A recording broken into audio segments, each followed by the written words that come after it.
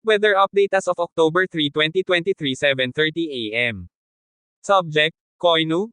Jenny moved closer to Taiwan, enhances southwest monsoon. Typhoon Koinu. Jenny.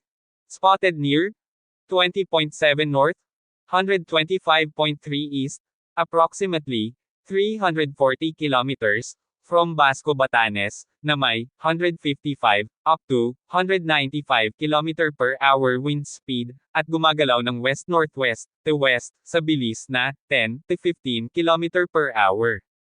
Sa initial 5 days trajectory, Koinu, Jenny, tatama, o maglandfall sa Taiwan, sa October 4, or October 5, at nagbabanta rin ito sa mga isla ng Babuyan, at Batanes.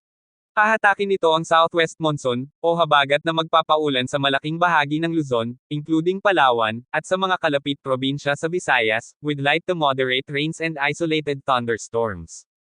May mga cyclogenesis, o maliit na sirkulasyon, sa South China Sea, West Philippine Sea, at Pacific Ocean, Philippine Sea, na posible magiging potential na storm system, o bagyo, pero sa ngayon, wala pang nakikitang direktang tatama sa bansa.